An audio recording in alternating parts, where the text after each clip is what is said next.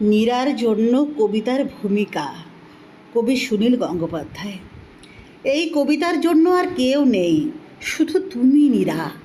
এ কবিতা মধ্যরাত্রে তোমার নিভৃত মুখ লক্ষ্য করে ঘুমের ভিতরে তুমি আচমকা জেগে ওঠে টিপয়ের থেকে জল খেতে গিয়ে জিভ কামড়ে এক মুহূর্ত ভাববে কে তোমার কথা মনে করছে এত রাত্রে।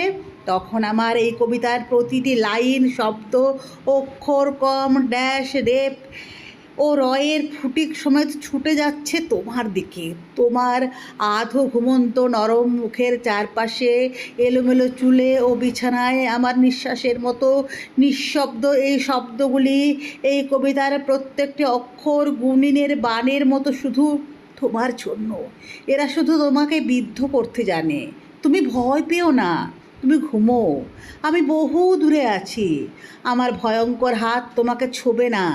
এই মধ্যরাত্রে আমার অসম্ভব জেগে ওঠা উষ্ণতা, তীব্র আকাঙ্ক্ষা ও চাপা আর্তরব তোমাকে ভয় দেখাবে না। আমার সম্পূর্ণ আবেগ শুধু মোমবাতির আলোর মতো ভদ্র, হিম, শব্দ অক্ষরের কবিতায় তোমার শিয়রের কাছে যাবে। এরা তোমাকে চুম্বন করলে তুমি টের পাবে না। এরা তোমার সঙ্গে সারা রাত শুয়ে থাকবে এক বিছানায়, তুমি জেগে উঠবে না। সকালবেলা তোমার পায়ের কাছে মরা প্রজাপতির মতো এরা লুটোবে। এদের আত্মা মিশে থাকবে তোমার শরীরের প্রতিটি রন্ধ্রে চিরজীবনের মতো। বহুদিন পরে তোমার সঙ্গে দেখা হলে ঝর্ণার জলের মতো হেসে উঠবে কিছুই না জেনে। মীরা, আমি তোমার অমন সুন্দর মুখে বাঁকা টিপের দিকে চেয়ে থাকবো।